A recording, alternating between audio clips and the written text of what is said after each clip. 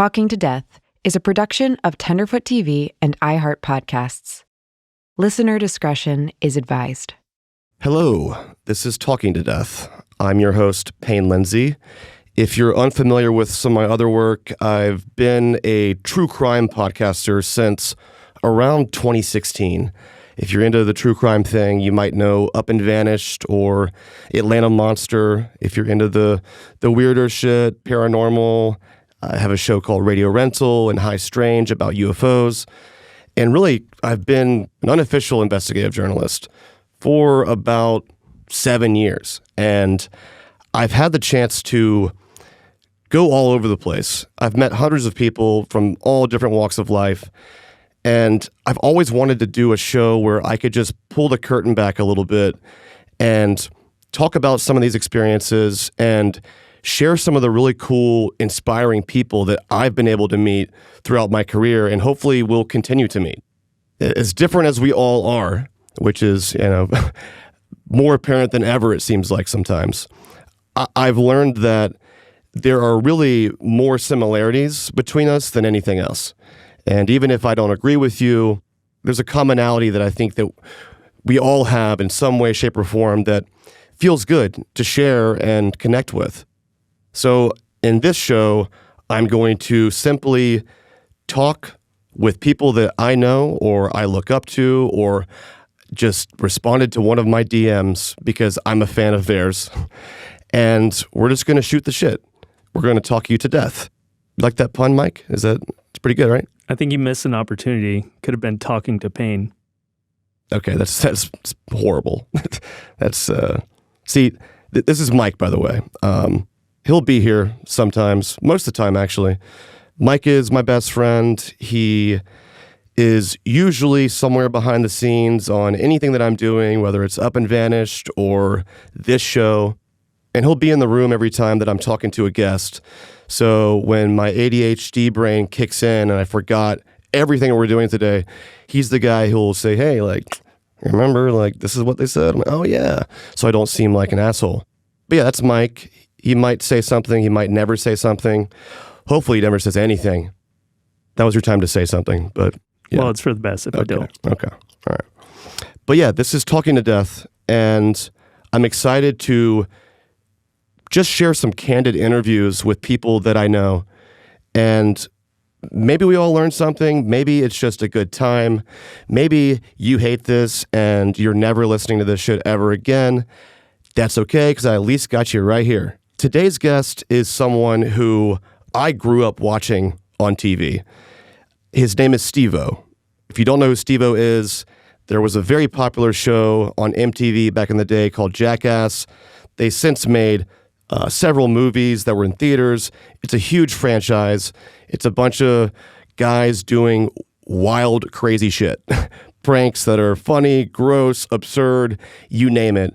But I grew up watching this show, and I remember when my grandpa gave me a VHS camera for Christmas one year, and the first thing I did was start filming stuff inspired by Jackass. They had this iconic warning in the beginning of every episode that said something like, warning, these are trained professionals, don't try this at home. First thing we did was absolutely try this at home, and not to their degree, but what could we get away with as a 6th grader, 7th grader that we thought was funny, and we played back to our parents, and they said maybe we should have never got Payne that camera, right?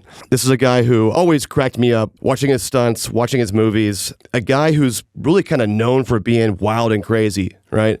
And I'd never met Steve-O in person until recently during this interview, and I was really blown away by how sincere and candid he was with us about his life, his mental health, his goals, how he got here, how he views this, just everything that you would think would be a deeper subject that may not be in his wheelhouse. He proved all of us wrong on that. And I thought he was a really genuinely good person. And I learned a lot about just, what makes Steve-O tick, and even found some similarities in myself, not on the wild pranks tip, but just sort of the risk-taking that he has and this sort of innate desire to create and keep going. It's just kind of part of his being, which I definitely could relate to. I highly suggest that you watch the video version of this too, if you're not already watching it on YouTube. We'll be posting the full episodes of this show on YouTube. The easiest way to get to it is just go to talkingtodeathpodcast.com, and that'll link you right to the episodes. If you want to watch clips and more behind-the-scenes stuff, you can go to the Instagram, which is simply Talking to Death, and the TikTok, Talking to Death Podcast, which I hate that these are all different, but there is someone who is just camped out on the Talking to Death TikTok account. The two followers are me and one of my other show's accounts. I can't message them because we're not friends. It's not as sexy, but I'm trying to get the username. It's a small gripe. This is the kind of shit you don't realize happens behind the scenes. But yeah, I'm going to talk you to death, metaphorically. I hope you don't die of boredom. If you do, at least finish the first episode and then die, because I think it's worth watching to the end. Because it was Steve-O, I wanted to do something a little crazy, crazy for me. So we had this idea on the plane flying to LA. What could we do? Some sort of stunt or something that, maybe he'll bite on at the end of the episode, something fun and whatever. We had an idea. I'm not going to spoil it for you yet because I don't want to ruin that part of the episode. But if you watch to the very end, you'll see Steve-O complete a stunt for us. And I think it's totally worth it. And there is permanent evidence of what happened. At the end of every episode, I'll do some post thoughts just like this right here, where I'll, either explain more about what happened or give you my 2 cents or just say something dumb before I tell you to go follow our social media accounts or something. But without further ado, this is episode 1 of Talking to Death, and our guest is Steve-O.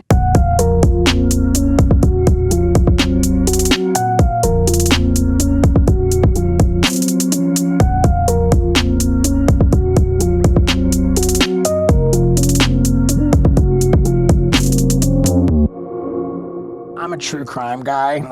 All I watch on YouTube. I mean, my YouTube feed is just like. All right, what's it full with? Give me an example. Interrogation room. Oh, you watch like the killers being interrogated by the cops and the. I love interrogation. They're pretty good. Yeah. Mind game stuff going on. Yeah, I mean, basically the story of murder cases, and like with emphasis on the suspect in the interrogation room, like being, grilled with the Reed technique, and they get the good cop, bad cop going on. Yeah, I just, basically like true crime murder documentaries on YouTube. Why do you like that stuff? I mean, I'm just fascinated. I think just the stakes of it. It's just such high stakes. Does it get much higher than this, right? Yeah, such high stakes. And every time I talk about this, I always want to shout out the gold standard on YouTube for this crime and punishment genre.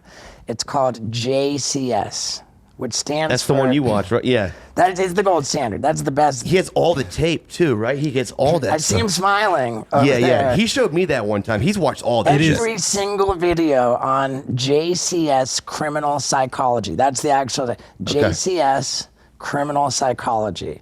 It's the best show. It's the best channel. Do you know what JCS stands for? Jim Can't Swim. Yeah. Which is so random. Yeah, he picked that before it got popular. He's like, this will work. I mean, dude, there are channels that just rake in millions of views because they call their videos JCS inspired. Really? Just like a whole other genre? There's like a whole genre just called JCS inspired because it's that good. Okay. And the videos are just so precious few and far between. I just don't understand it, but like I'll send out like mass text threads. New JCS video. Let's go. All caps. I'll explain. JCS. Have you talked to him before? I've seen a tweet. There's been. I mean, it's not a channel that it makes any sense to collab with. Right. I wish it did because they don't do interviews. Yeah. I'm not a murderer. And there's this profound respect, and there was some profound appreciation expressed. And so I just leave it at that. That's cool. And then there's after JCS, there really are just sort of, kind of distant, filling out the top 10. I would say Stay Awake is really good. YouTube again? Yeah, Stay Awake channel, all caps, one word, Stay Awake. I get excited for a Stay Awake upload. Yeah, I think so. There's one called Explore With Us or something. Ewu. That one's good. Ewu. Yeah. Not always, like not batting 1,000. But man, the Ewu blew my mind the other night. That channel, and here's the thing too, is that I don't have like the attention span for like really long YouTube videos. Like I like my murders like 20 minutes and I'm out. Maybe 25. But like, if you can't pack a murder into 25 then you're doing minutes, it wrong. Then I'm out. But when you watch YouTube through the TV set, then it autoplays without any kind of a time code. You don't see the thumbnail. So you forget how much time has passed. Right, and so I'm watching a murder that I chose to watch deliberately, and then it ends. I'm in bed with my girl, and the next murder comes on. No thumbnail, no time code. Sounds like you're watching snuff films. yeah. No thumbnail, no time code, and we just started watching this one. This 16-year-old girl named Michaela was Is it unsolved murder? No, very, very solved. I hate unsolved, man. Okay. I want that satisfaction. Why do you hate unsolved? Because it's just annoying that you don't know, or what? I want to know that bastard's. You want that conclusion. Yeah. What was so great about this one, it was on Explore With Us, and every one of the interrogations was filmed just in high res, up close. They interviewed the boyfriend, who's always the first suspect. Right. Then the ex-boyfriend, he kind of... I didn't even realize. At one point I hit pause because I had to go pee, and I don't want to miss, what's going on. And I realized when I hit pause, that's when the time code shows up. This is an hour. So you were and a sucked half, into this thing. Yeah, hour and a half long murder. Damn. And I'm like, I'm committed. I'm like, I'm in. And I'm like, wow, I can't believe it. And by the time that one was over, okay, the title of this particular video, and they give away too much on the thumbnail. Ooh, yeah. and the title.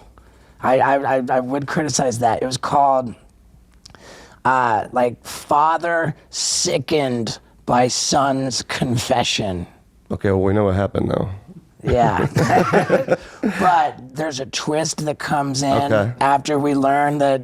Do you know what I'm talking about? I haven't seen that one. No. Oh my God. I need to catch up. Oh my God. I'm Now behind. they could have. And I gotta believe Explore With Us is hearing my feedback. This was the most We'll make sure they do. We'll tag them. This was the most explosively, mind-blowing twist at the end of this case. I don't think it needed to be an hour and a half. I think you could have tightened it up. I watched the whole thing, don't get me wrong. I just think... Well, it's more ads in a longer show, I guess, right? Technically. I guess. I don't know. I'm not complaining about Explore With Us. They're just not batting 1,000, and sometimes they could tighten it up. JCS, not a frame can be criticized. Damn. Ever. That's respect right there. It is, dude, it is... gold standard doesn't even do the trick. No, it's so good. It's so goddamn. Are you more fascinated? And he never misses. JCS? JCS never misses. Can't miss. Oh my God, it's so good. Dude, there you go. JCS Criminal Psychology. There's not even that many videos on the channel. Really? There's not that many, and every single one of them. How about the one about the MMA guy? Oh yeah, that one's wild. What is his name? You showed me that one. I did play it for you. I think. Yeah, but he had some weird name like... the Machine or something like that. Oh, yeah, shit was crazy. Yeah. Okay, so in any case, the most surprising, confounding thing about all of these murderers, when they're on trial, is that I think 100% of the time, it is so important to the murderer to get the death penalty off the table. They want to stay alive. They want they're like anything but the death penalty. I'd be like, I'm just going to take the death penalty. It sounds so backwards to me. Yeah, I don't want to spend life in prison ever. Well, I think that it is the ultimate catch-22 of the human experience. I believe that the human experience is like a very cruel prank on us. Right. Because we have one instinct, which is to survive at all costs. And these murders are proof of it. At all costs, we must survive. Yeah. But we only have one guarantee, which is we're not going to survive. Yeah. So, like, the one thing that matters the most to us, avoid dying is the only thing that we can be positive that we're the biggest commonality we have. Yeah. Usually. Barreling towards the one thing we're most afraid of. That is our condition in the human experience. And as we barrel towards it, we wilt. Our body deteriorates. Starts sagging. We become less appealing to our fellows. I'm like really kind of like sort of hyper focused on it because I am such a gnarly attention whore. I just always have been. How so? I just always have been, man. Like my overdeveloped need for attention is staggering. I would go so far as to say that I am a world-class attention whore. Really? Yeah, because like the lengths that I'm willing to go to make myself the center of attention are like, it's pretty next level stuff. I mean, I'd agree. Yeah, I mean. Where's that come from?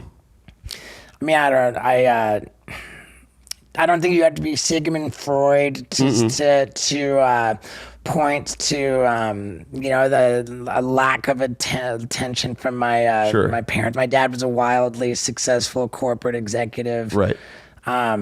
I was 6 months old. My dad was the president of Pepsi Cola in all of Brazil. Wow. Okay. I was raised by maids.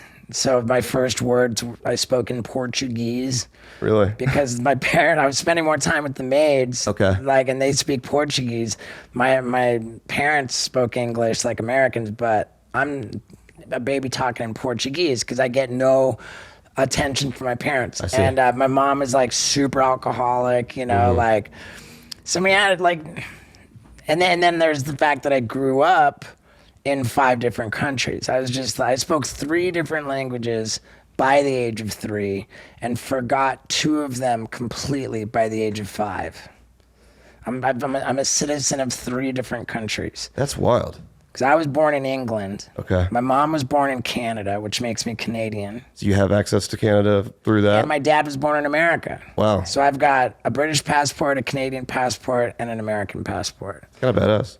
Yeah. I was born in England, like spoke my first words in Brazil, attended nursery school in Venezuela, kindergarten in Connecticut, like first grade through half of 4th in Miami, second half of 4th grade through 6th grade in London, England. So you were bouncing all around. Yeah. Never really planted for somewhere for too long? Yeah, I did 7th grade and half of 8th grade in Canada. Damn.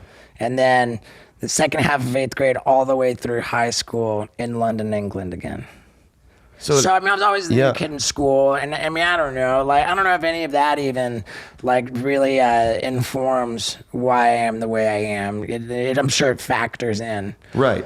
But suffice it to say that I've just got this crazy, attention-seeking thing, and it's kind of a blessing because when you get down to it, we deal in a very capitalistic commercial world, and one could argue, if not just prove outright, that the most valuable commodity known to man is attention. Really?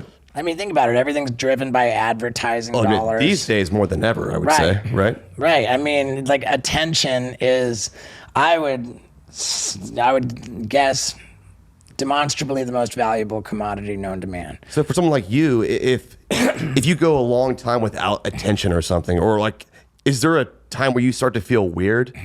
I mean, does that make sense? Like, just like not in like some psycho way, just like I don't know. It doesn't. It totally makes sense. It's crazy because now everybody's an attention whore. You know, like I was like a kind of an outlier. You know, like you were the OG. It was the 1980s, dude. Right. When, we had to really try to get their attention. I started skateboarding. You know, it was very seriously when I was 13 in 1988. Wow. My buddies and I started playing with video cameras in 1989. You know, like because that's what skateboarders do. And then I'm like, whoa, hold on a second here. With the video camera, I can edit out all the times that I didn't pull off the trick. Right. You know, and like, look really good at this. Yeah, but after you edit, then it's like you landed everything. Right. So like, that's a big ass. How were you editing back then? Just there is a VHS camera. You just rewinding and stopping and. No, you plug two VCRs together. Oh, so you're doing that? Okay. VCR meaning video cassette recorder. Right. And on the first one, you got your output cables coming out of the first VCR, and then they're going into the input cables on the second VCR. Yeah. You hit play on VCR number 1, you hit record on VCR number 2, only recording where you make the trick. And you keep it paused. And then you right. Stop it. Yeah. And that's how we did it. And in doing that, like what you are able to create a version of events with which you manipulate people's perception of you. You can control how people perceive you. You made it look better. Yeah. Than it was in real life when you were doing it in that moment. Right. And like, I mean, to start out with an overdeveloped concern for the opinions of others, an insatiable desire to be the center of attention. Like, wow, like, and I can control how people see what I want to present them.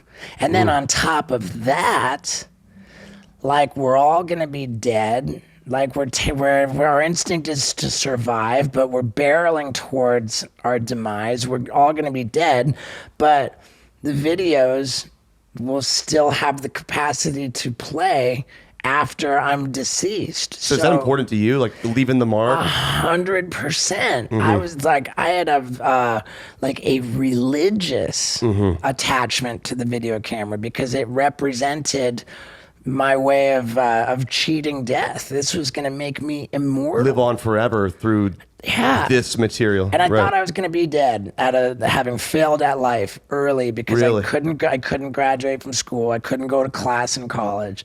Couldn't keep a job. I got fired from everything. Right. Like I couldn't see how it was going to work out for me to support myself and survive in the world. So I'm like, I gotta hurry up and make the fucking craziest videos ever so that I can live on after I'm dead. Right. And that's all I was in it for. And yeah, it's all I was in it for. But yeah, dude, like you fucking live forever. And then, you know, so now I'm an attention whore, and it turns out that I didn't die young. I actually got. I'm surprised you're not missing like an arm or a leg or something, man. Right. I got all kinds of attention. Turned out there's no amount that's enough. Okay. And it also turned out very, very tragically that footage really isn't forever. Footage really isn't immortal. What do you mean?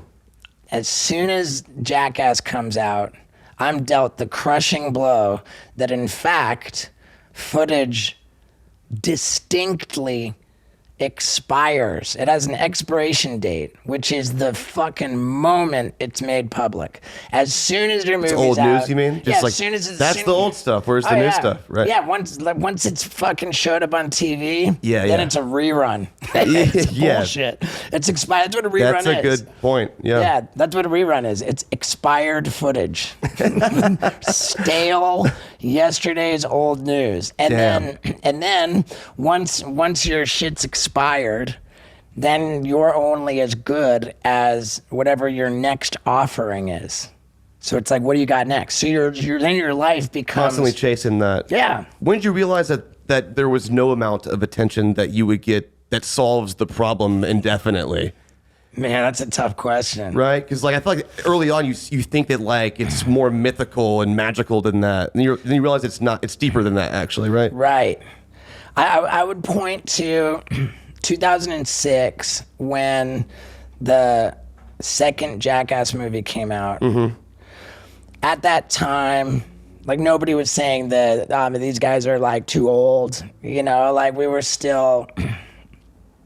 like not old. We were like early 30s. Right. Maybe Knoxville was 35. Right. You know, we Yeah. were still at an age where people are like champions in the UFC.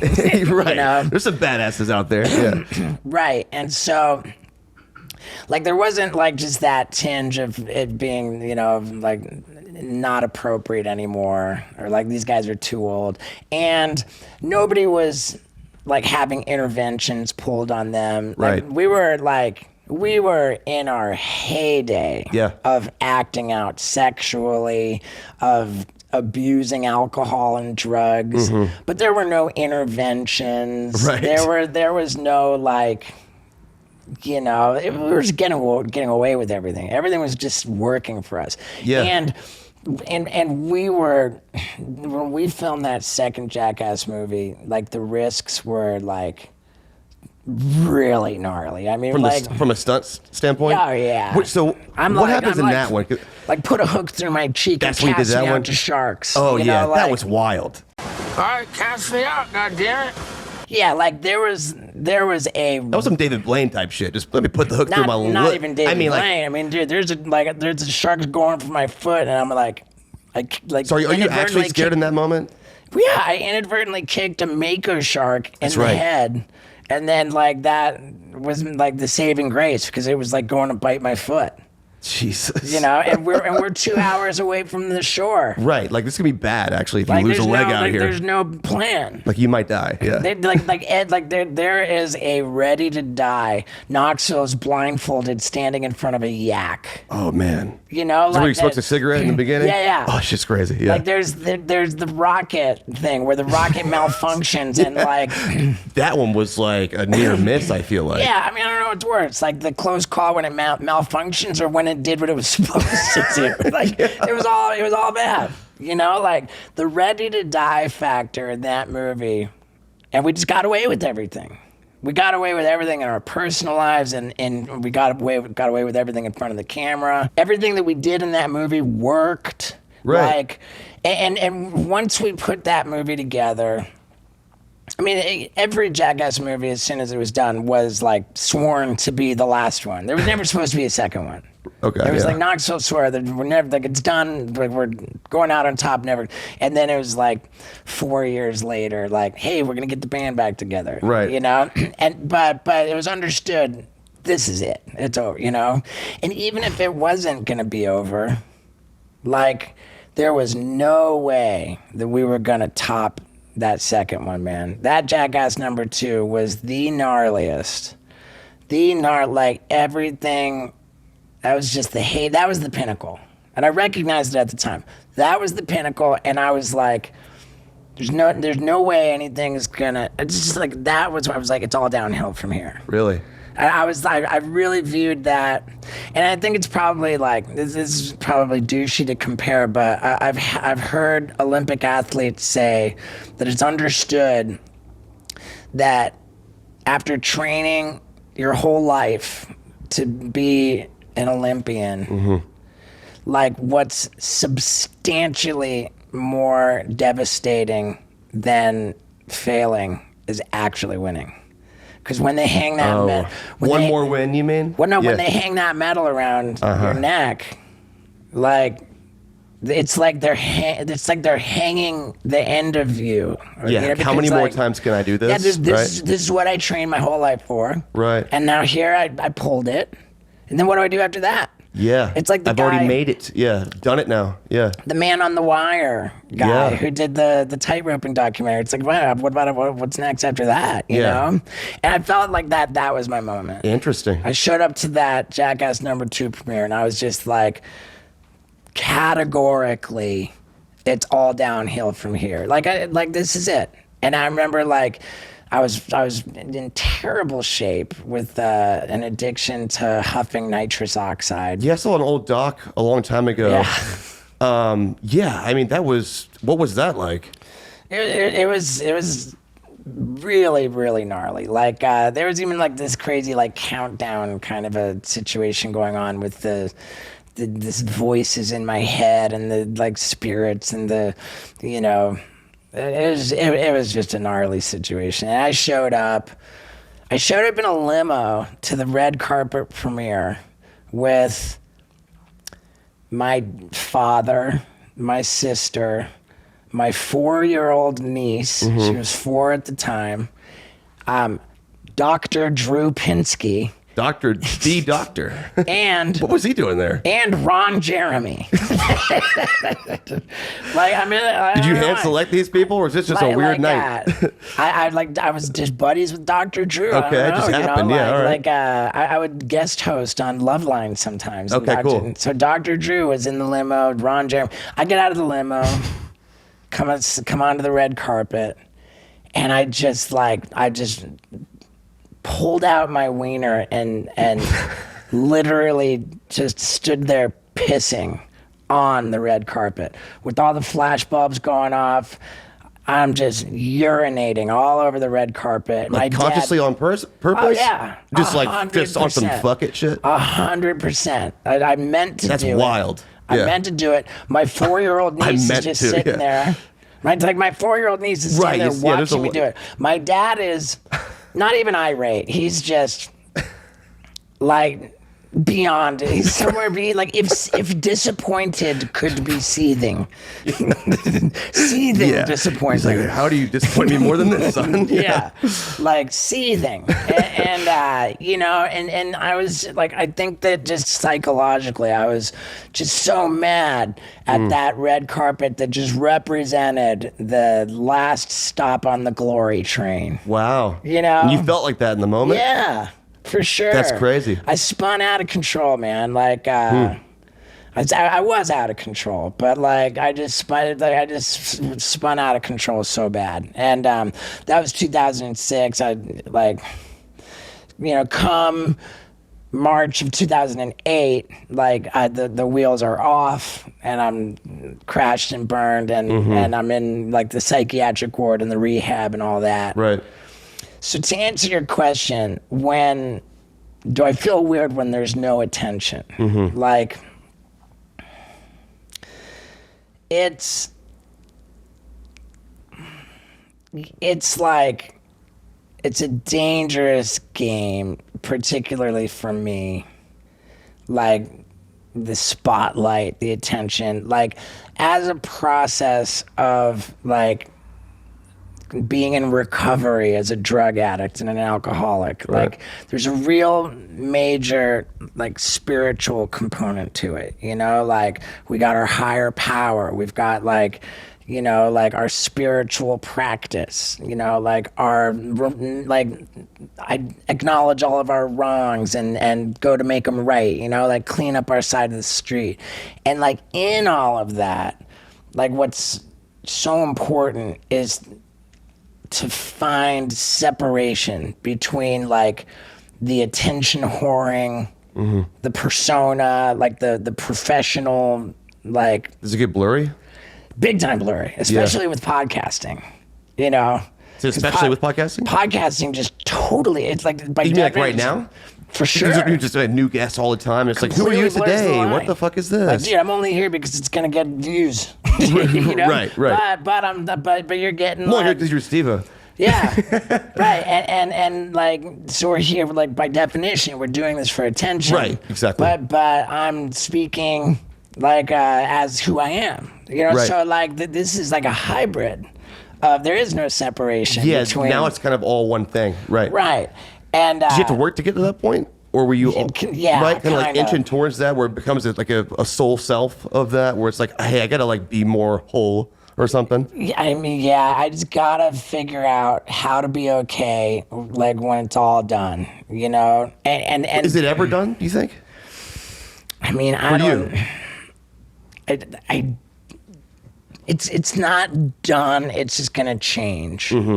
And I'm like hyper focused on like the getting older kind of a thing, like really like where it's like the Jackass stuff. My identity is so kind of wrapped up in this like adolescence, irresponsible, reckless, like it's a young man. Stunts. Our Jackass shit is a young dude's game. Right. And we're not young anymore, Like attention whoring is a young dude's game.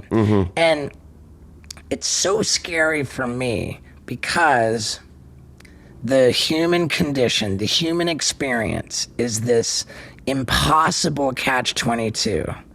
And nobody wants to think about it. About which part of it? Nobody wants to acknowledge or in any meaningful way consider their own mortality. Nobody wants to think about it. Not cool to bring it up. Right. Not cool to make people think about the fact that they're going to be Not dead. a popular topic. Not people, because it's a bummer. Right, yeah. People are... Sounds shitty. Yeah. Mortality is a bummer. It's a reality, but it's a reality that bums us out. We don't want to think about it. I had an experience in 2001. Jackass was just a new show on MTV. I think it was in its second season. I was helplessly addicted to cocaine and in Cancun, Mexico for spring break. The MTV spring break? Had nothing to do with MTV. Okay. There was a somewhat shady rave promoter from Cleveland who had booked me to perform some silly shows, do some personal appearance type stuff in Cancun. So I was down there, I want to say for like a good couple weeks in a row.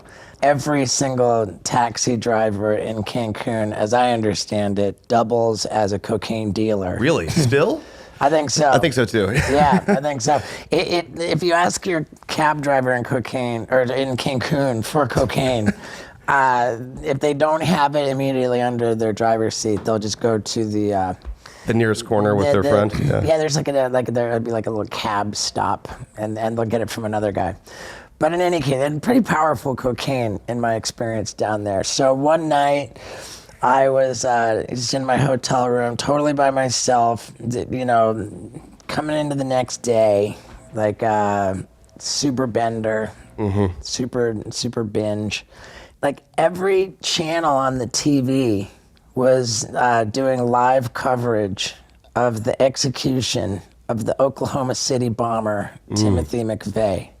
Okay. I feel like it was even like in broadcast in Spanish on some channels, but it was just like very striking to me that this guy who blew up this federal building in Oklahoma City, which had a daycare center in it. I mean, he's a bad guy. He blew up the whole building, like all the babies in the daycare center, the whole thing. Like hundreds of people were killed in this act.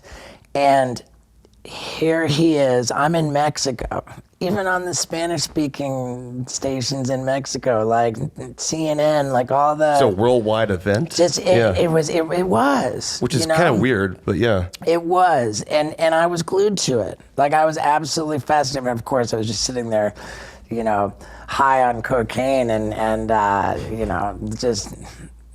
But the guy, in my view, at that time was like the most famous guy on the planet. And if I were to, I guess, but I don't even think I have to guess. The guy was loving the attention. I think I would categorize him as somebody who didn't care if he's infamous, just wants to be known. Yeah. He was just loving the attention. And as it all unfolded, he got his last meal. He requested to have 2 tubs of mint chocolate chip ice cream. Like no dinner, just that? I think that was it. What's your last meal? Dude, I filmed that show yesterday. What do you mean you filmed that show yesterday? They have a show format called Last Meal. You can get them to make you anything. They don't kill you. They just give you your last meal. Yeah, but they're your dream meal. You know, damn. So you had your dream meal yesterday? Yeah. Okay, so what is it then? I mean, I had this baked corn snack from England called Pickled Onion Monster Munch. Okay. Which I love. I had a huge lobster. Yeah. Vegan grilled cheese and tomato soup, crunchy shrimp tempura roll, pecan pie with melted Reese's peanut butter cups all over it. Do they have all ingredients in the world? How do they get all this stuff? They just make it happen. Just make it happen. They just get it. Yeah. They had a SoundCloud rapper order a steak like covered in 24 karat gold flakes. Because eating gold is so good. Yeah. But yeah, this guy, I guess it was 2 pints of mint chocolate chip ice cream. Then he, goes into the death chamber. Was it a gas chamber? Or? It was a lethal injection. Okay. Goes into the death chamber, and they had it was kind of like a pod, and it had different rooms around it in a circle, and one-way glass so that the people in each respective room could see into the death chamber, but one-way glass, so you couldn't see. And one room was for members of the media to witness it and report what they saw. Another room was for government officials, and a third room was for, family or something? Family members. Yeah. Loved ones and family members of the victims who just wanted like the vindication to see it happen.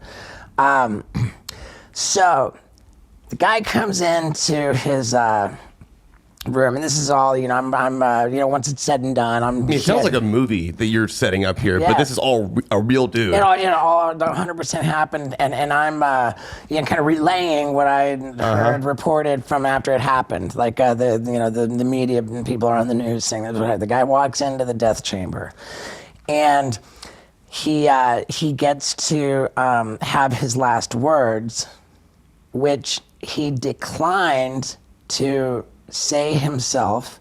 Rather, he wrote down his last words, and they were read aloud by some kind of government official in the room. This is so elaborate.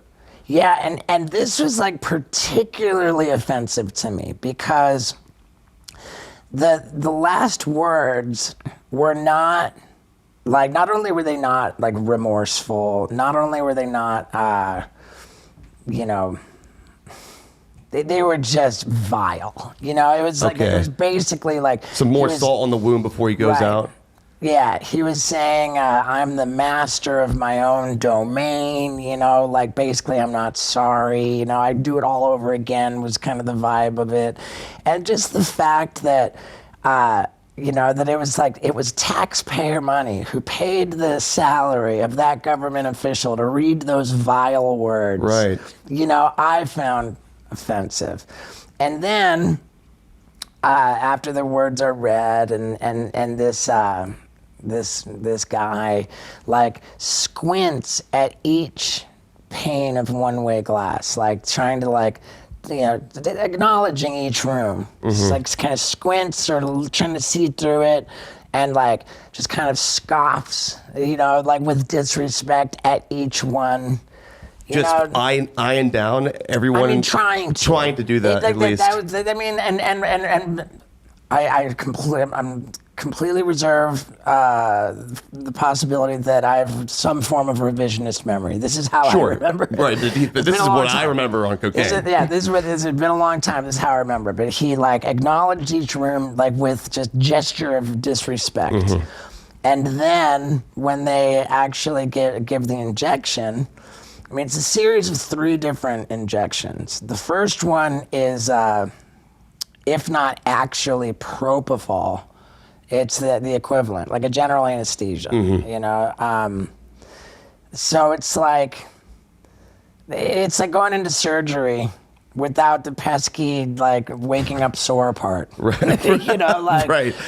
What are you doing, doctor? Yeah. Could not have been more of a cakewalk. You know, the most humane, the most gentle, the most, like, just the most medicated. It's like this guy had such an easy death that it was reported he didn't even blink.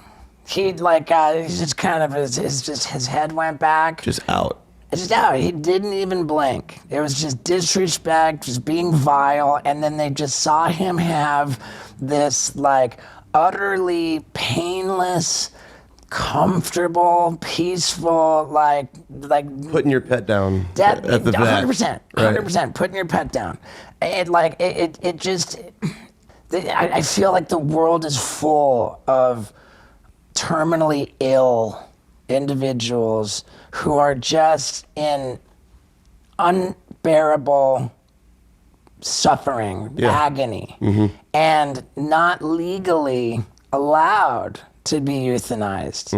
There are all kinds of, maybe the world's full of them, so maybe an overstatement, but I think there's no shortage of people who would beg to have such an easy... I'd be one if I was just in complete shambles. Right. I'd say, just, dude, pull the plug, please. It's just so unfair to me. They're like people who are good people, who never did anything wrong, are terminally ill and in great suffering, are not afforded this easy, painless death that this vile individual was afforded. And he's just the most famous guy in the world, just soaking up all of the attention. Right, that we gave to him, though. Right, that we gave to him. And just painless, like everything about it was, but that, all of that put aside, is not even like what I consider the main issue here. The main issue here is that in order to carry out capital punishment, to actually go through with executing a prisoner, it is required for that to go through the process of appeals all the way up to the Supreme Court. As I understand it, it has to go all the way through the Supreme Court because they want to be so sure that they're not executing the wrong people, that they have this just over-the-top appellate process to appeal the conviction. And by the time you've gone all the way up to the Supreme Court and exhausted the entire appeal process, you have generated in court costs at the expense of the taxpayer. Endless amount of money. Like, not quite 10 times the amount of money that it would cost to just throw away the key and let that person live out their natural life in a jail cell. And I know that it's not quite 10 times because I'm so fascinated with this subject that I actually sought to interview a death row inmate on my podcast. That's awesome. And they found a guy who was on death row for like 20 years, but got his sentence commuted to life and then managed to get paroled and is just free. So that's wild. He was able to speak to the experience of being on death row, the experience of being in general population, and being free. Yeah, all things I don't ever want to do. Right. Yeah. And I got all kinds of backlash for, why are you platforming this guy? What was the backlash about? I mean, it's just like, the guy killed somebody. Like, why are you giving him a voice? Did he kill somebody, I guess? He did. He did. Okay. He did. Okay. He definitely killed somebody. He was so appropriately remorseful, you know, like even in a touching way. Oh, no way, you've got the book Ishmael. That's like my favorite book ever. Old Airbnb does. What's that book then? It's awesome. It's a novel about how utterly fucked we are. Oh shit! Can't wait to read it. Yeah, I can tell you about it, but it's okay. It's well, really, I'll poke. I might take that book tonight. it's epic, but yeah. So in the process of finding this this very remorseful guy who I learned that's not quite 10 times like for someone to live their natural life. Maybe it's closer to 3 times, but whatever. It is, you know, to the power of a multiple, it costs a lot more to make an asshole, like give them all the attention they want, you know, give them a completely painless life. It just makes them feel important, celebrates them, and costs way more money. And it's just like, you know, and I started out by saying I think that the typical debate around the death penalty is it's kind of misguided. In what way? Because the typical debate about the death penalty is people saying it's not, you know, like if kind of like an eye for an eye makes the whole world blind. So where do you stand on that? Like though? it's like an eye for an eye makes a whole world blind. 2 wrongs don't make a right. Right. Like, Yeah. You shouldn't take a life because to show that taking a life is wrong. You know, like people think that the death penalty is like too much.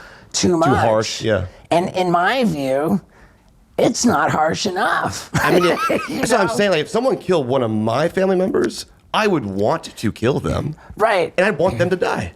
I mean, but it's just like I think about the room in the viewing room. Yeah. For the people who are the family members, loved ones of the victims, Sure. who are there for that vindication. They're like, they want to see this bastard. Form of closure, yeah. Yeah, they want to see this bastard die. Like, where's the vindication in hearing vile words? Yeah, that was sloppily done, it sounds like. I mean, he just stomped all over you guys. Yeah, I mean, disrespect. They just, those loved ones and family members went there and like they were disrespected, you know, and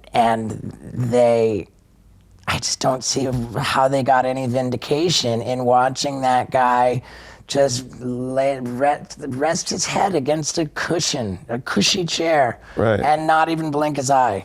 So are you an eye for an eye guy?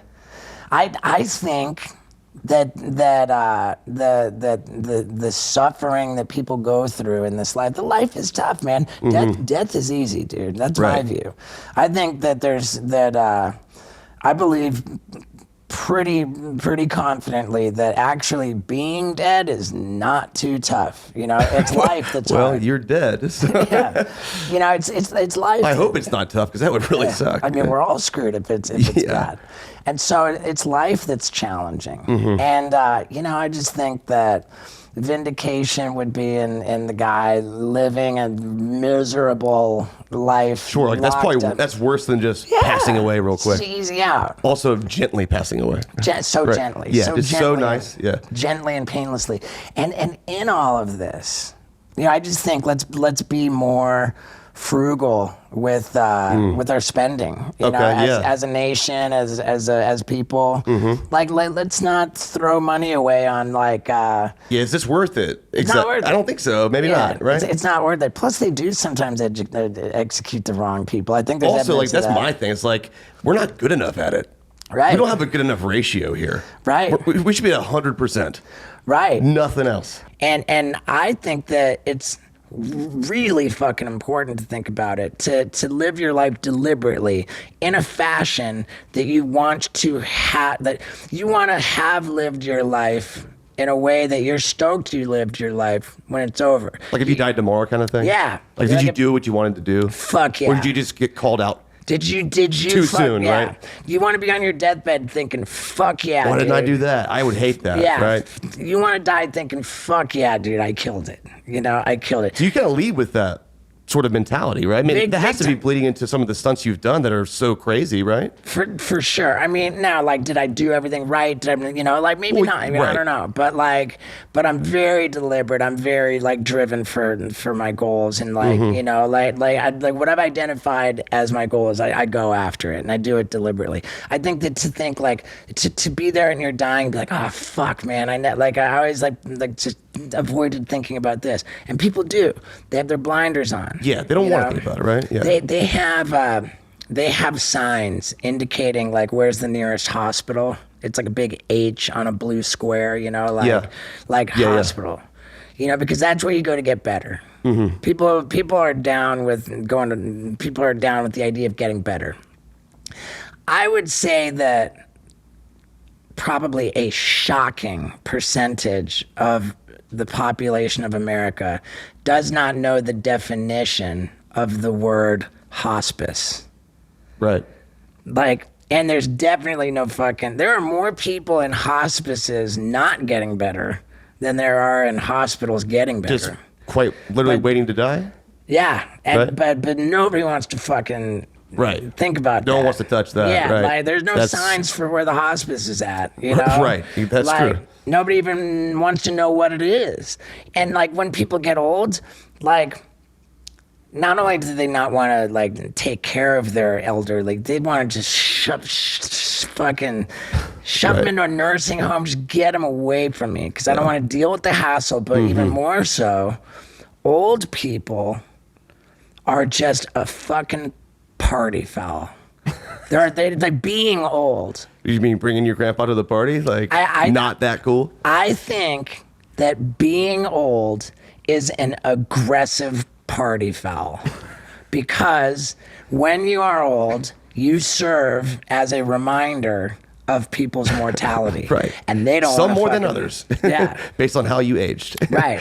And people don't want to fucking think about it. It's like, dude, people don't even want to fucking look at an old guy. So you staring down the barrel now? Is that why you're thinking like this? It's like, get the fucking old guy away from me because he's kind of bumming me out because he's making me think don't remind me of it. this shit. Yeah. Like, I don't even want it. You know, like, not cool, bro. Get fucking out of my fucking eye line, you know? and like, it's such a scary thing to be an attention whore, to need at my core to be the center of attention, but to be like wilting and deteriorating and just turning into this like this thing of you know the like this repellent, you know? So if you could freeze it and stop it now, would you do it? No. I mean, I'm not trying to change anything. Yeah, but that's my conundrum. I'm hypersensitive and very self-conscious about how it's not fucking okay for anybody to get old, let alone Steve-O. Like Steve-O. Like the first joke in my new special is like, I'm in a fucked up situation. I'm Steve-O in my 40s. Right. You know, like that's funny. Like it's not okay for fucking Steve-O to be in his 40s. And also, congrats, you made it this far. Well, yeah, thank you. Right. But like, that's just the jam I'm in. Yeah. That's the jam I'm in. And so now what am I going to do about it? Evolve. Got to evolve. And like more and more, I got to like set myself up to be okay when the attention goes away. That's where the separation has to come in. And like I started touring comedy clubs in 2010. And you know, it was like I didn't have any, like I had done local comedy clubs in LA. Like you get on stage for 10 minutes, they give you like, they give you like $25. You know, maybe they give you $50. I was like, oh, okay, whatever. But I just wanted to do it. Yeah. And when the third Jackass movie came out in 2010, I go on Howard Stern and I'm like, yo, Howard, I've been in the comedy club like every night. I'm loving it. Like I'm trying to get a gig tonight in New York. And because I said that on Howard Stern, I get a call from my lawyer. He says, hey, I'm getting requests from comedy clubs like all over the country. They're trying to book you. It's like, I've got an offer for $20,000. All right. And like what that offer, like for a stand-up gig? Yeah, it was in a comedy club, and it was for 6 shows from Thursday through Sunday. For a week of work, right? Yeah, 4 days. Yeah, 1 show on Thursday, then 2 shows on Friday, 2 shows on Saturday, and then 1 show on Sunday. So if you let's say it was $18,000, then you could divide that by 6 and arrive at $3,000. That's like $3,000 per show. It was insane. I couldn't even believe it. Like, fuck yeah, I'll do that. You know. So I started doing this whole comedy club circuit, and like, I knew that people didn't see me as a stand-up guy.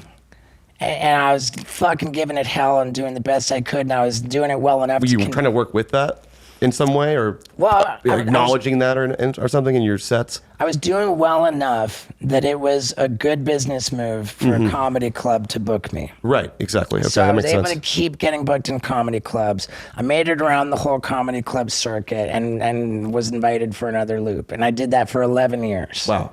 And over the course of 11 years grinding in comedy clubs, I literally got somewhere with the craft. Right. You know, storytelling, not easy to jokes. do. I mean, yeah, it's just I just fucking gave it hell, and recognizing that I really had a bit of an uphill battle to establish myself as a performer of live comedy.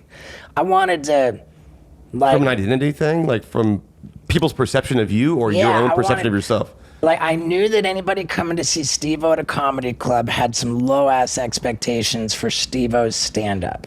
Okay. And I knew that anybody who did come to the comedy club would be surprised by how it was better than what they expected. Okay, right. And so, and I would lure them to the comedy club with promises of I'm going to do dumb shit too. Yeah, I'm going to do some fucked up shit too. Lure them in with I'm going to do fucked up shit on stage and try to leave them impressed with the show was actually funny. Yeah. And then at the end of the show, I would, like, every single time I'd say to the crowd, I am not going anywhere or doing anything until I take a photo with every single one of you guys in this whole audience that wants a photo. Because I felt that to make sure that as many people as possible left that comedy club with a photo, I felt pretty confident that they would post that photo with me with some... So you were just like really trying to market the hell out of yourself as a comedian. Just straight up, grassroots marketing. Let's do it, send everybody home with a photo and feel confident that when they post that photo that they're going to say, hey, it was actually good. You know, it probably worked, honestly, put it out there in the ether. I think that it's worth it to go see Steve-O at a comedy club. Yeah. And that's why I did the meet and greet after every single show. But also, every meet and greet after every show was a glorified audition to figure out who I was gonna act out sexually with that night. I was looking for some kind of groupie action, like get some chick, back to the hotel, hook up. Right. You know, I wanted to just hook up with chicks as much as possible. And, you know, in 2010 I was 35. You know, by 2013 I'm 38. I'm getting close to 40, and I'm realizing that, like, this is just kind of pathetic. You know, like, the whole just hook up with as many chicks as you possibly can thing is, you know, not the path to really being, like, happy. Right. What's the end game, right? Right. Eventually. Yeah, and with the terrifying idea of becoming a walking party foul that nobody wants to pay attention to and needing attention, like what I recognized, and I subscribed to the idea that for me to be happy later in life, I needed to stop, like, just being promiscuous, just hooking up with chicks. I needed to learn how to be in a healthy relationship, and I needed to find a life partner with somebody who will be with me when I'm old and nobody wants to look at me. Right. You know, when you're the party foul. Yeah. Yeah, someone who will love me for me and help me weather the crazy, scary, terrifying storm. If not, you might end up alone, right? And then you're running out of options as you get older. And it makes sense too, because if you you know, like, look at studies about happiness and, like, quality of life, you know, longevity, like, people who are married, who have like solid, stable, healthy relationships, long, healthy marriages, like, it's the best you can possibly shoot for. Right. So that became a big ass deal for me. Are you there now? Yeah, I started trying to I tried to stop hooking up with chicks in 2013, like pretty early. What happened? I couldn't do it, man. It was like the alcoholics. I'm not gonna drink. I'm not gonna. Yeah, my last beer. Yeah. And it was crazy. And so I got into therapy with the therapy who specialized in sex stuff. And that guy's like, dude, you gotta go to sex addict rehab. Like, fuck, man, you know? And I What do they do there? I mean, I was there with one guy who was in trouble with like some like kind of a child porn situation. Another guy was just like had blown up his marriage. Like Everyone had fucked up at some point. Some more than others here. The majority of people in that world of sexual sobriety are, for the most part, like have blown up their marriages, their families, and are trying to put the pieces back together, or they're like in serious trouble with the law. Right. Like, Either way, they're fucked in some way. They got to stop doing this, right? I was like a little bit of a unicorn in that world, like for being there preemptively. You know, my story was that I got to do the work to become the man that the love of my life deserves. Okay, that's cool though. Fully acknowledging that I had not met the love of my life. And after that sex addict rehab, they recommended a period of celibacy where you just don't even blow a load. So no nut. Yeah, no November nut. beyond forever. and that's supposed to like help kind of rewire like your, you know. Did it, or did you just go crazy? They recommend like 30 or 90 days. And, okay. And I like kind of stuntified the whole thing. And I turned like, it was October of 2013. I was in that sex addict rehab thing. Mm-hmm. And coming out of that, I had like stumbled with the celibacy thing. Like, but I was like, no, now I'm in. I did not blow a load the entire year of 2014. I went precisely 431 days. So what does that do? It makes you irritable.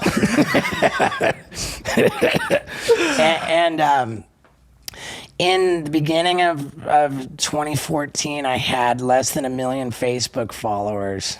At the end of 2014, I had more than 8 million. All because you didn't blow your load? I mean, dude, I was grumpy and I was focused and I was right. You're like, I'm gonna get some shit done. I was productive. You're working your ass off. You know, I got I started my YouTube channel in 2013, and I got that. Like, I put a lot of work into that. Mm-hmm. You know, I took control of my career back from the suits who had to give me permission to work before that, you know. Can we talk about that final load?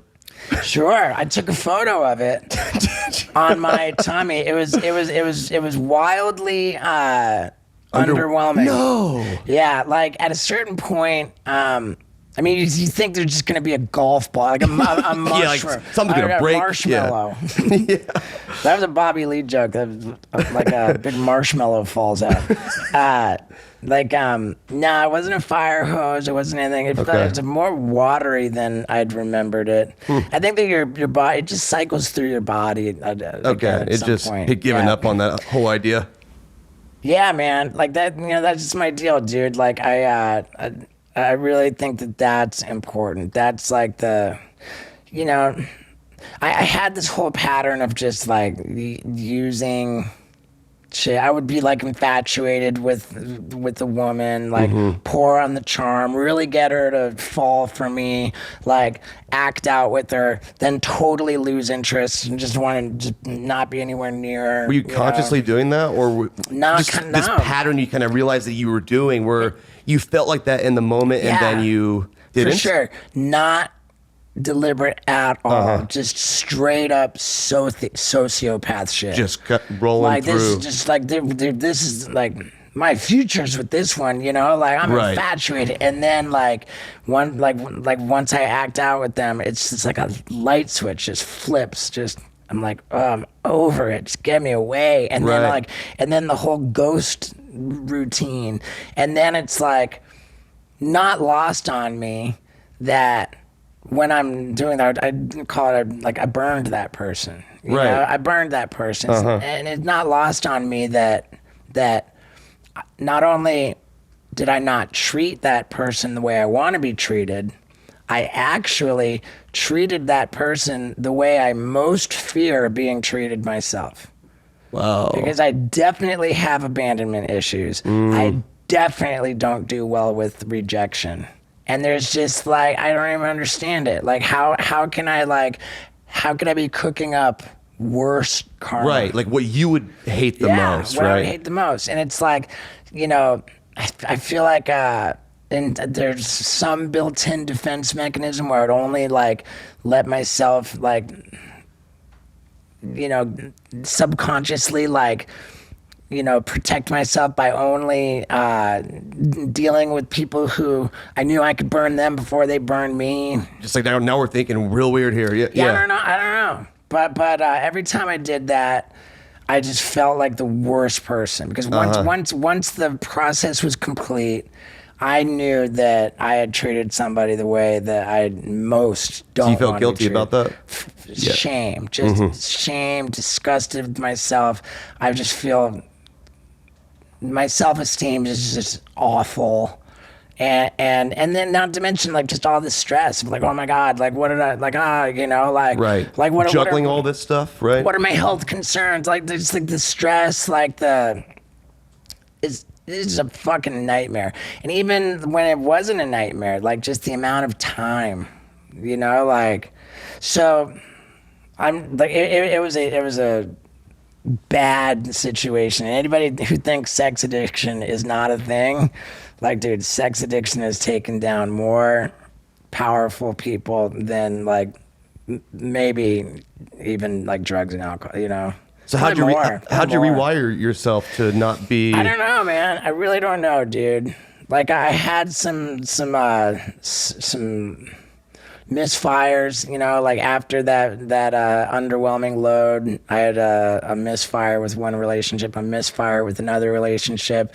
Then I was like, fuck it. And then I went off the rails again. Okay. And it just, like the stress and the chaos of going off the rails again for that short time was like, okay. And that's kind of maybe what I needed.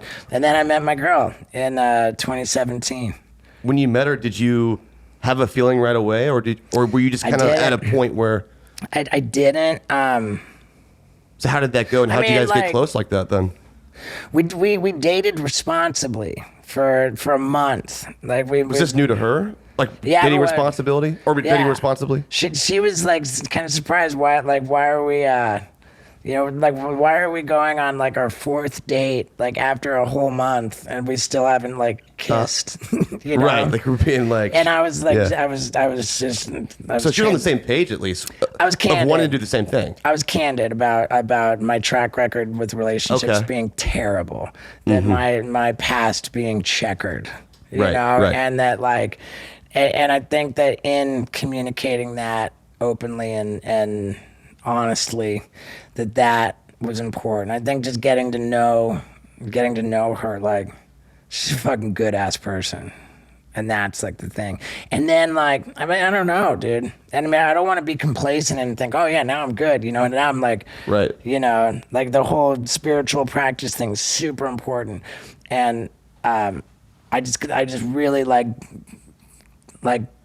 hold on tightly to like the selfish gratification I get from knowing that I'm a good guy who does the right thing even when nobody's watching. Wow. You know, like that's a big deal for me. Just even just your own self-awareness of that, hey, I'm not a shitty guy. I'm not a shitty guy. I've put some distance between me and so that's like empowered you through it a little bit. Yeah, I've put distance between me and that fucking terrible shame. And I don't burn people. You know, I don't burn people anymore, and that feels really fucking good. You know, like I've got somebody who, now it's almost like that 2014 dynamic where like I'm just not grumpy really. I'm just focused on pulling shit off. No distractions, no time sucks, no. You're dialed in. Yeah, I'm dialed in, and on top of that, I got this great partner helps me pull shit off. And it's working together, and it's not like competing with itself. Yeah, and my first comedy special, which did more damage to my career than good, just because I wasn't ready. I was like 5 years in. Okay. And it started out as like just gnarly groupie sex like accounts. Just the stories of like that was the set? It started out like it was the craziest stories of groupie sex.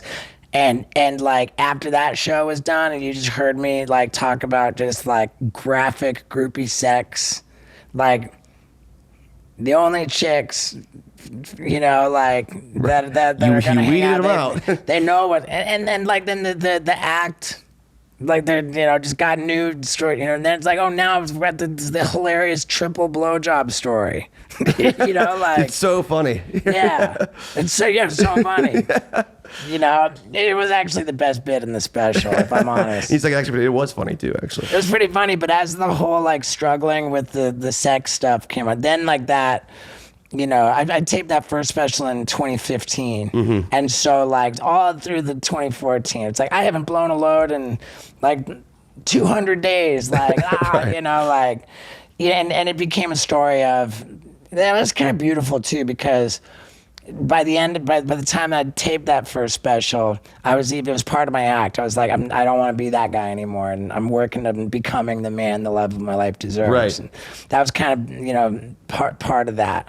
Then the second special, I was already with my girl. Actually, I proposed to my girl on stage at the taping of my second special. Nice. She had no idea?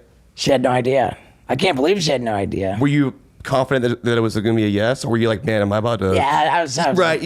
Usually you should know, right? Yeah. I knew it was going to be a yes, and I knew that she's fucking awesome. Yeah.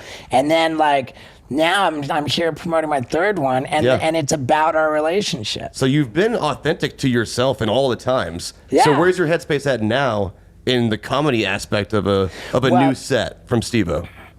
I mean, the first one was like, like let's go with the crazy sex stuff. That's gonna be funny. That's gonna be, The second special was now let me take everybody on a journey through my criminal past and my my drug addiction. And that one was great too. And what was great about the second one was that I edited in footage of the stories that I told in the act. In post-production. Okay. So I wasn't leaning on the footage on the road, but the special benefited from the multimedia component in post-production. It had other elements that kind of brought it to life. Yeah.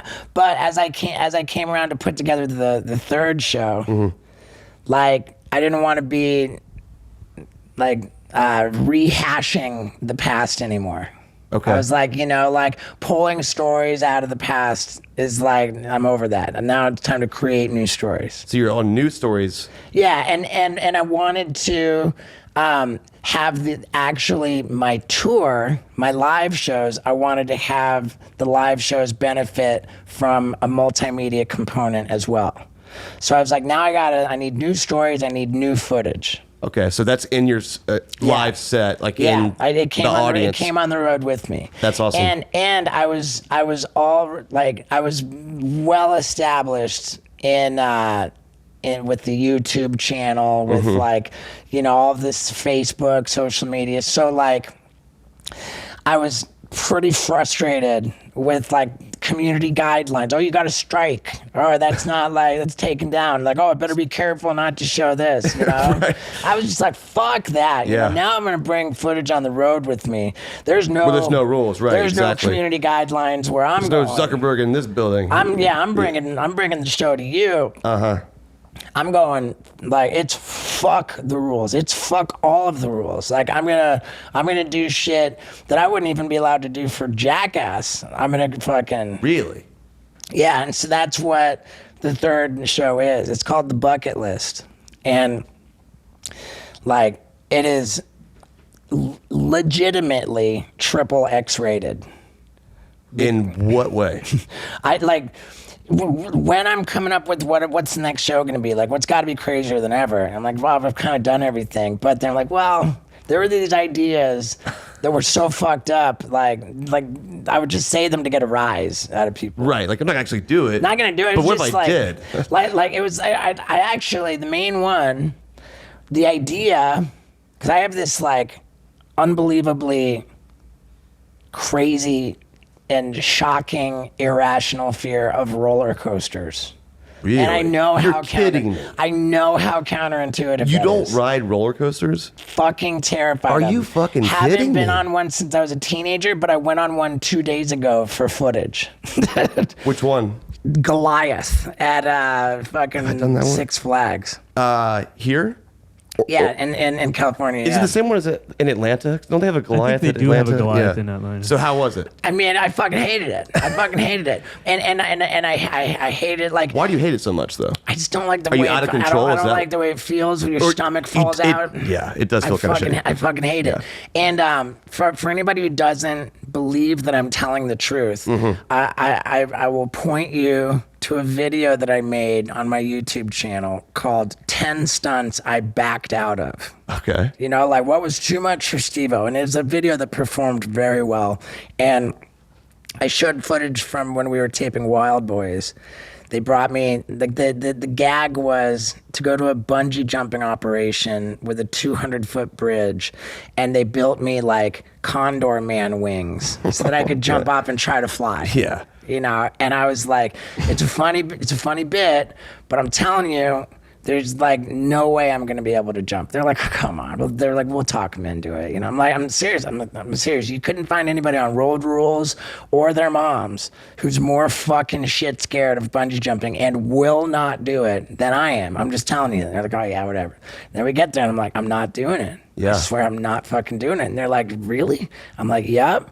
I cannot. This can't kill me, and I'm not doing it. Is it the heights? Yeah, it's just like... I mean, it's a rational fear, I feel like. Maybe it's because I grew up, like, sussing out, like, everything I looked at. Like, can I jump off that? Can I jump, you know? Like, no part of me thinks it's okay to look off a 200-foot bridge and see anything doable. Like, that will kill you. I don't right? care Yeah. about it. I don't care what you tie to me. I can't look at that, and I can't. It's not going to work. And ultimately what they did, they said, we've got 5 Costa Rican guys who are willing to throw you. they call That makes it so much better. Yeah, they call it the mafia toss. Oh, perfect. And yeah. I was like, well, like, I physically couldn't jump, but like, if they're gonna throw me, I don't have to do anything. So Yeah. that was the compromise, and they threw me. Damn. And it was the worst. How was it? Horrible? It was fucking horrible. So for the last 20 years, like, clearly I wanted nothing to fucking do with going skydiving. Ooh. Don't want it. Same thing as roller coasters, same thing as bungee jumping. I don't want to fucking do it. But rather than tell anybody that I was afraid to go skydiving, what I would say is, I mean, come on, dude, that's not a stunt. Like, everybody does that. It's like, you know what? For it to be worth it for me to go skydiving, I would have to be butt-ass naked and furiously masturbating with another man strapped to my back and time it so that when I fall out of the airplane, I'm simultaneously ejaculating everywhere. I called the idea skyjacking. And this was just my built-in way. Sounds like a math problem. Yeah, this was my built-in way of just making sure that I never went skydiving. But when it was time for me to put together this new multimedia tour, I'm like, I gotta fucking... You gotta do the thing, right? I gotta go all out. So, like, I gotta push the boundaries further. So that's kind of like the marquee thing, and I totally went skyjacking. Did you do this? Yeah, totally. Did you successfully do it? Like, my new special starts with that, like, as an example of, like, how fucking absurd every item on my bucket list is. Yeah. And then, like, we go on this journey through the list, and I loop back to skyjacking, like, at the end for the climax. For the climax, right? Yeah. Yeah. And like, what's so beautiful about it is that I couldn't have taken on these forbidden stunts without there being implications on my relationship with my fiance. Mm-hmm. So like my relationship with my fiance is the backdrop against which all of this happens. Oh, wow. You know, like the bucket list goes sequentially in a descending order of my girl's support and approval.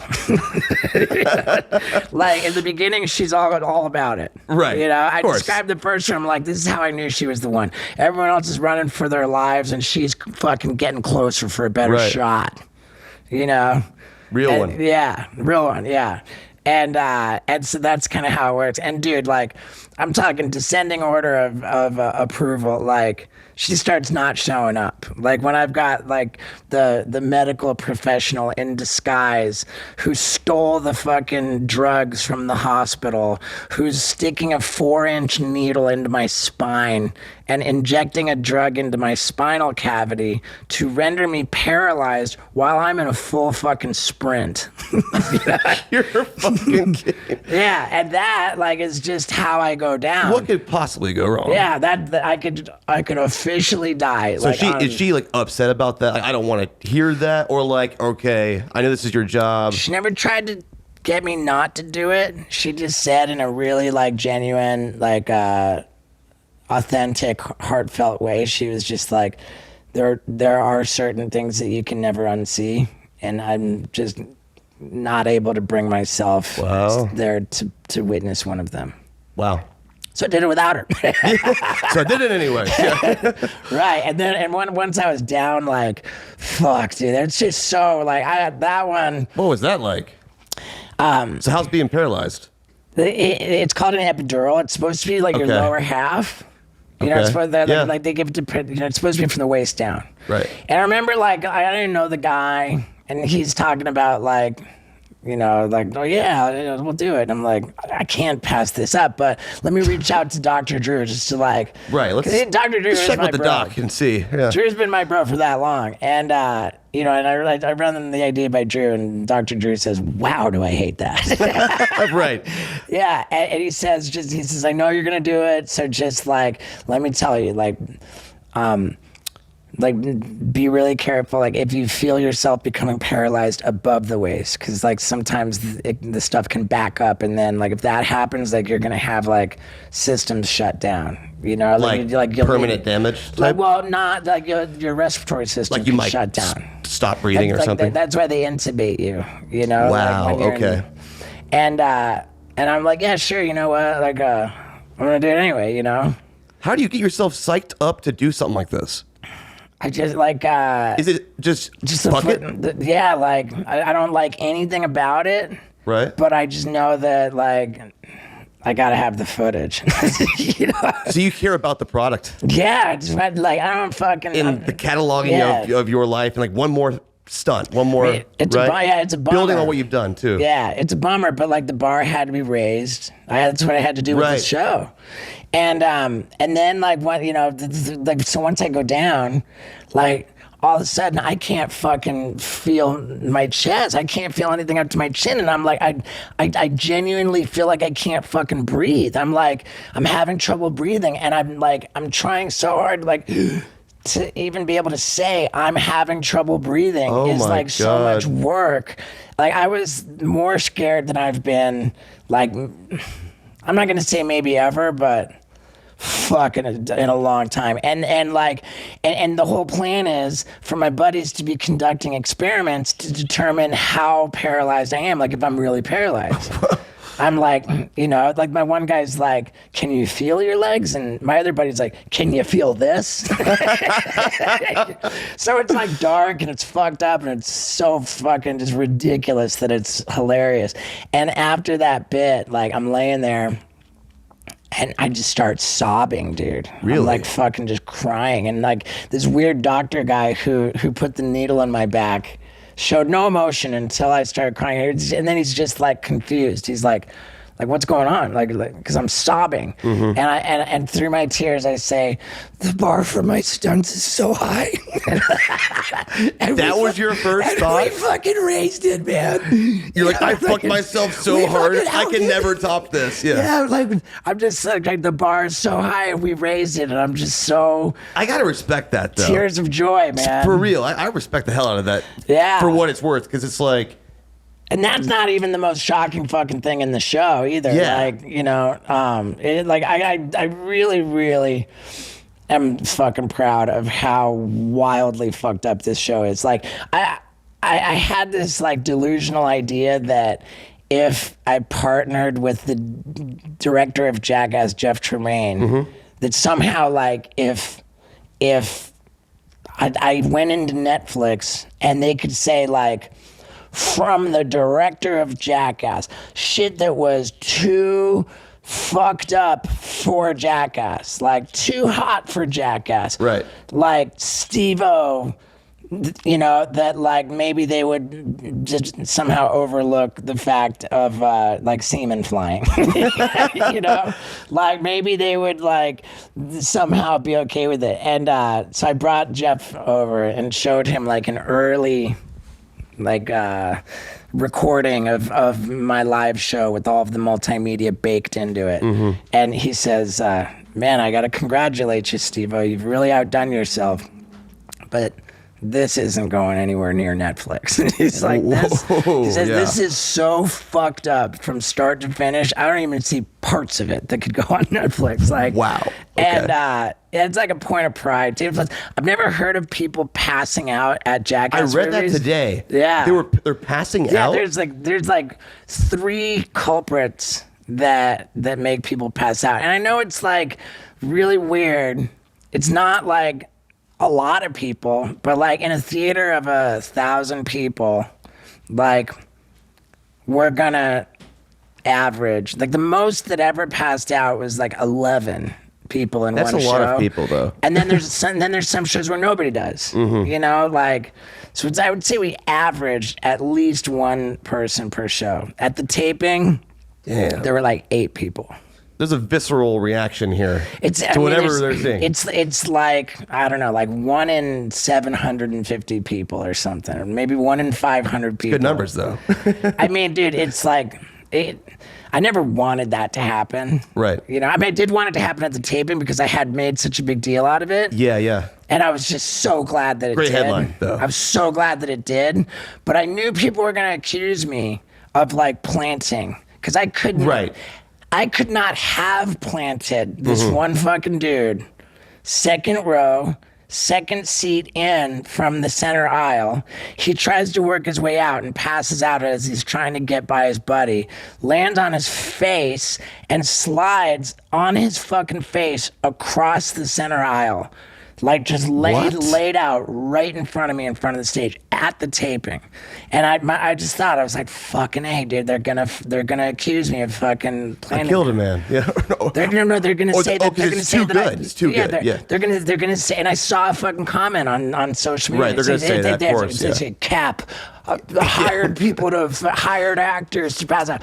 Dude, no, bro. I've never fucking deceived my audience, period. That's dude. not why you do it. If I do that, if I fucking deceive my audience once, then it's all over. Yeah. And I'll tell anybody anywhere like what was faked. They were fucking precious fucking Wild Boys. We were totally liberal about the geography of where things happened. We lied a lot on Wild Boys. Like we're in a back lot. We're not in. Or where were you? Okay, we like when we went to Africa with the 2-man zebra suit. We brought it on safari. We're trying to get footage with lions in a 2-man zebra suit. Yeah. And like abso-fucking-lutely nobody is there. They're like, no, you're not. You know. And so we had all this great footage like on safari with like different zebras and all. We had everything except the closing shot. And so they had this company called like Hollywood Animals in California. And they like whenever we're doing fucked up shit with lions, where we're actually in California with this, doesn't make it safe. Yes, it's just a little bit safer. I recently put a video on my YouTube channel called 10 Times We Could Have Died. It's completely transparent about the fact that the lions were in California. Yeah. Didn't stop them from fucking climbing up the goddamn tree when, They're still lions. Still lions. Yeah, ask Siegfried and Roy about that. Yeah. The lion masters, right? And then, like, outside of that, like, there was one thing. The butt chug in Jackass #2. Totally real. When that it looked real. It's 100% real. The like in the tube, you can see the level of the beer going down. Oh, I saw it going in right into your asshole. But when Bam runs over and jams the plunger into my butt, there was beer poured into that plunger, like off camera. Yeah. It looked a little bit like, but that shit went right into your. So I don't even know. Like that was like that. I mean, this is for a little bell whistle. It's fine. I'm a little bit shocked that they even, that slid, because the respect for integrity on Jackass is so like high level that like I'm surprised that they even did that. And other than that, the like the opening sequences, like when we're coming through down the bridge on in the opening sequence of the first movie, and there's like these cannons fired, like that's like cork being shot out of opening sequences. You get like a little bit of like we give ourselves leeway to make the opening sequence just so like cinematic, it's spectacular, and right. But there's no like deception going on in the opening sequence of this bucket list show. Yeah, I've got. Is there a Jackass-esque opening? I take opening sequences seriously as fuck. I mean, you guys have always killed them, and I love seeing the cinematic version of this. Right. I was like, for me to start this third comedy special. Like I want it to be like a magnificent way that I get to the theater. So I want to be on a roof and a helicopter fucking drops a rope ladder. I grab the rope ladder and I'm flying all around, like through electrical cables, like dipped in the fucking, this. And then like I want to like let go of the rope ladder and drop from the helicopter onto the roof of my moving tour bus so that the tour bus can deliver me to the show. And Bill Burr's flying the helicopter. Amazing. We shot insert shots of Bill Burr flying a helicopter that we cut in. Mm-hmm. He wasn't flying the actual one on the day of the stunts. Right. I had a safety line up through my shirt, like clipping me to the ladder. I was on that fucking ladder all goddamn day flying around on a helicopter. If, hypothetically, I let go or... like I was attached to the ladder, but that didn't fucking help me for nothing when it's my job to let go of the ladder and land on the bus. Oh man! So that was sketchy. Yeah. And when I go through the electrical wire, the telephone wire, and all the sparks fucking go crazy. Yeah. It's pretty rad. This sounds epic. Yeah, they dip me in like a lake. And Bill Burr's like, "Oh, sorry, buddy." So now I'm all wet. Like now I'm soaking wet to go through the electrical wire, which is a nice touch. This is awesome. I love this sequence of events here. Yeah, and apparently, like the phone company came and installed special telephone poles and wires and whatever they called the transmitters, like the transformer? Something box. Yeah, transformer, I think. Okay. Yeah, transformer box. And there was like a pyro special effects guy who set the charges for when I go through the wire. Wow. That's only the opening sequence. There's zero fucking deception when it comes to audience members passing out. I'm not fucking faking reactions. That's some fucking fake YouTuber prank shit that I would not fucking do. Which there's a lot of, right? Yeah. Not me, dude. And there's no fucking trickery when I've got when I'm doing the general anesthesia bike ride. I believe you. Yeah, I mean it's pretty fucking obvious that I don't fake shit. But yeah, it's all in this epic special, and It's a love story about me and my girl, and just me doing the fucking most over-the-top, fucked-up shit. It's all of my worlds converging into one. Yeah. Like Jackass meets stand-up, and it's like... Super cool. Yeah, now I'm a 13-year stand-up now. Like, Damn, you know, like... A legit stand-up, dude. Yeah, dude, I earned my stripes, dude. And I want to say this to your listeners. Mm-hmm. Fuck everybody who just, with their fucking community guidelines, oh no, we can't go there. Fuck everybody who fucking doesn't, who made me fucking put this out myself on my website. I want Netflix to know that they're pussies and they fucked up, because I want this, what I'm doing, to be successful.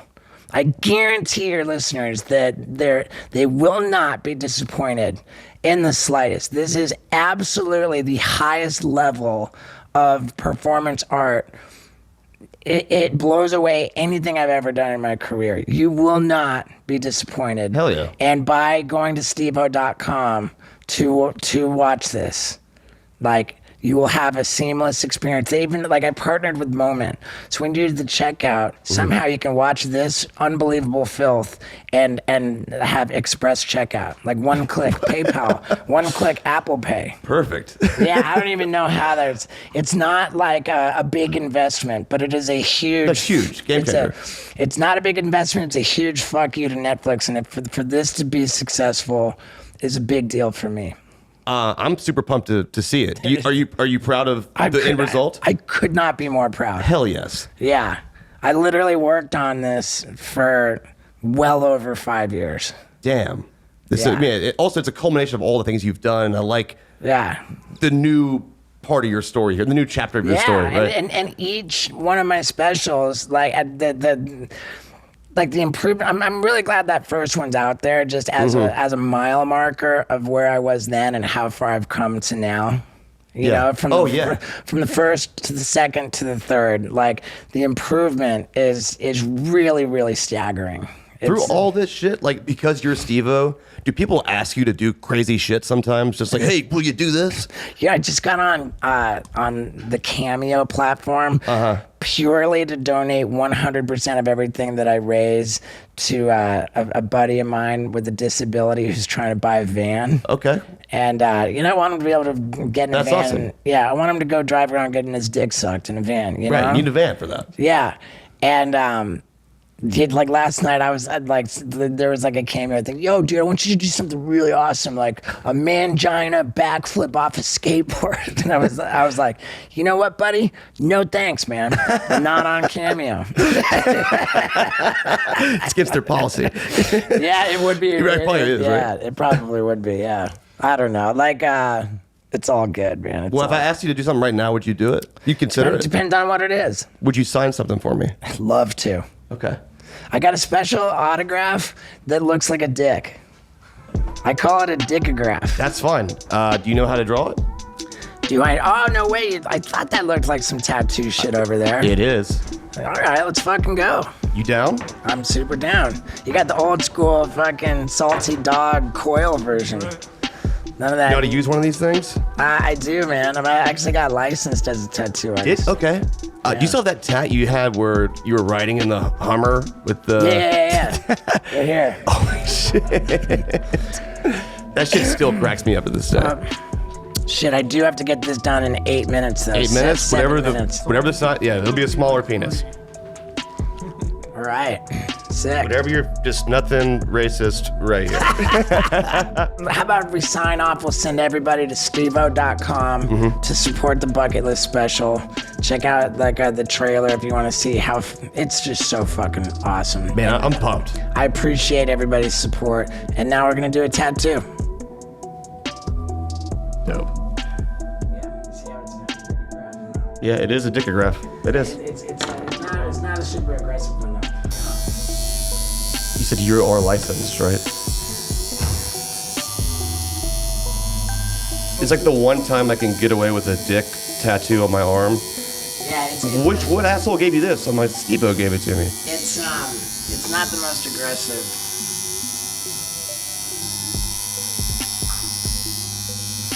going in? It's definitely going in. What's the story behind the dicograph? I practiced my autograph for years before anybody ever wanted it. And people started wanting it in year 2000. But it was 2014 when this guy says, dude, the last time you came to this comedy club, you fucking tattooed me. Or I got your signature tattooed, and it's a fucking dick. And he showed me his arm, and I could see it. And I was like, man, it was right there the whole fucking time. I had no idea I was drawing a dick every time I did my signature. You were subconsciously drawing a dick? It was just sitting right there. And for 14 fucking years. And then after 2014, I started really leaning into it. It's looking pretty good. Yeah, I've never done my signature as an outline before. This isn't permanent, is it? Feels very permanent.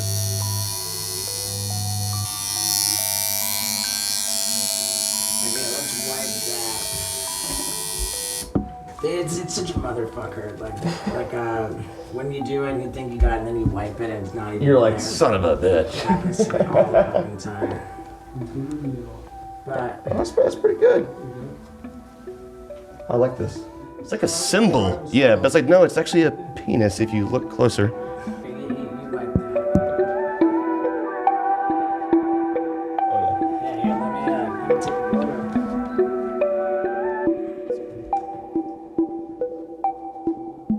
Thanks, man. Oh, yeah, man. Appreciate for you, sure. man. Yeah, Cheers. thank you. Steve-O's wild. He lived up to the hype. The whole tattoo idea, it originated on the plane ride to LA. We were recording the interview the next day, and last minute, Mike here actually had the idea of, what if he gave you a tattoo? That sounds cool. How the hell do we actually pull that off if we wanted to do that? I'm thinking, okay, well, if we're going to do that at all, we would technically need a tattoo guy on standby in the Airbnb that we're recording in, just in case he says yes, right? Yeah, I honestly was not sure you could pull it off. I was like, how we're landing. Yeah. What we were doing the interview the next day, right? Yeah, we probably landed at 10 p.m. The interview was at noon the next day. So on the plane, I posted on Instagram, like, hey, any tattoo artists in the LA area who want to come to my Airbnb tomorrow? I mean, thankfully, actually, some people hit me back. And by a miracle, we were able to find somebody. He was clutch, came in the clutch. And the way we set it up was, I didn't know for sure whether Steve-O would want to do this. Also, it's kind of a big ask. If he's like, hey, man, I don't feel like tattooing your arm, that's totally fine. I get it. But if you're down, we're set up right here. And so Yeah. Steve-O didn't know we were going to do this at all. Thank you for obliging. That was cool. It's healed nicely. I'll show you in a second. But I will say, I have like 7-8 tattoos on my arm. This tattoo hurt like shit. I mean, he did. Steve-O, you did an amazing job. It's amazing job. Well, it's not going away. Right. Yeah, there's no takebacks. This is here to stay. But it really did genuinely hurt. I don't know if you could see it in my face. I was like, ooh, okay, maybe you shouldn't have done it so big. And also, my original plan was, to do it kind of smaller. I had a little patch of skin in between two other tattoos. I was like, hey, maybe put it right here. And he just grabs my arm, takes a Sharpie, and draws it really kind of bigger than I thought right there on my upper arm. Well, okay, that works too. And he went right in with it. So it's my most painful tattoo. It looks kind of like a penis. But the cool thing is when someone goes, yeah, what's that tattoo? I get to say, I don't know, man, just Steve-O gave it to me. All right, kind of cool. Yeah. Kind of cool. I was willing to let him draw an actual penis on my arm. I was hoping it wasn't going to be, but it's less phallic than it could have been. So I appreciate that. It's healed nicely. I'll show you what it looks like now. It kind of looks like a weird symbol. It kind of reminds me of a old 90s skate brand logo. What are those big baggy jean pants? Yeah, Jinkos. Jinkos? Yeah, I think it means jean company, right? But I don't know. Jinko is what everybody said. Yeah. It has a bit of no fear to it. Like the no fear or dare kind of. I don't know. It looks like some symbol that represents something maybe deeper than it does. But once you see the penis, you can't really unsee it. But hey, I have no regrets. I was willing to sacrifice this little slot of my arm for the show, right? For all of you. For you guys. Yep. So just don't put anything offensive there. I'll take anything else. Steve-O was awesome. I had a blast talking to him. Really appreciate his time. Super cool, humble, and he was running late, and he gave you a tattoo. Yeah, I don't know if we cut that part out, but when he did agree to do the tattoo, he's like, well, I got 7 minutes. I'm like, all right, cool. Well, I'm about to get a rushed tattoo on the whim from Steve-O at his mercy. And he stuck around for a lot longer than... He did. No, he was super cool. He has a new special out now. It's hilarious. It's wild. I was getting pumped as he was describing it in the interview. Just do us a favor. Go support his new content. It's crazy, wild, hilarious. People are actually literally passing out in the stands. Not even a gimmick, not some joke. There's some stuff in there that might make you go, oh, God, why am I watching this? But you should. It's good for you. It makes you stronger. We do have to say it's X-rated, most likely, and yeah, it's unrated, which means that there's no rating that is the equivalent of how inappropriate this gets. So I guess so. Watch with caution. Yeah, obviously. I mean the fact that he's Steve-O and he's famous and no other distributor would take this tells you how wild it really is. I just want to thank Steve-O for his time. I really appreciate that. Episode 2 of this show is actually out now as well. One of my good friends, Clara McGregor, she's hilarious. She's an amazing actress. She sat down with me and we shot the shit for an hour, and I learned so much about being an actress, growing up with a famous dad, how other people are handling life, right? And she had some amazing insights on navigating the entertainment world and just being true to yourself, which I respect the hell out of. So if you liked this and it wasn't too much for you, we're going to do a big pivot. Clara McGregor episode is out now, and I think you'll really enjoy it. Thanks for listening to Talking to Death. You can follow me, Payne Lindsey, on social media. Instagram is @Payne Lindsey, and just like TikTok, my TikTok is actually Payne Lindsey. It's not my desired username. There is actually a guy camped out on that TikTok, and he has intentionally locked it up. Because if you look at the email address under, like in the bio of the Payne Lindsey TikTok, there's an email that says like socialsettlers@gmail.com and like a locked emoji. Clearly saying, hey, if you want this, email me. Well, I've emailed him for 2 years straight, no reply. If this is your game, if this is the business that you're in, just name the price. It's okay. I mean, hopefully this guy is okay, right? I mean, like, is he missing? Did he die? I mean, that would suck, but maybe I still get the handle. I hope he's fine. But also, if you just Google the email address, you'll see tons of other people, like name brands and stuff, who've posted what you'd think would be our official account isn't, because this guy's holding on to it.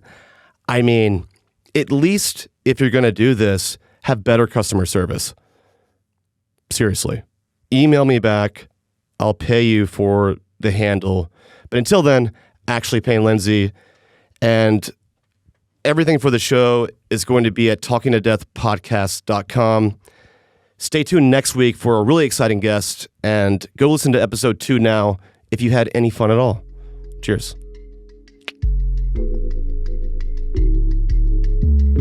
Talking to Death is a production of Tenderfoot TV and iHeartPodcasts, created and hosted by Payne Lindsey. For Tenderfoot TV, executive producers are Payne Lindsey and Donald Albright. Co-executive producer is Mike Rooney. For iHeartPodcasts, executive producers are Matt Frederick and Alex Williams, with original music by Makeup and Vanity Set. Additional production by Mike Rooney, Dylan Harrington, Sean Nerney, Dayton Cole, and Gustav Wild for Cogito. Production support by Tracy Kaplan, Mara Davis, and Trevor Young. Mixing and mastering by Cooper Skinner and Dayton Cole. Our cover art was created by Rob Sheridan. Check out our website, talkingtodeathpodcast.com.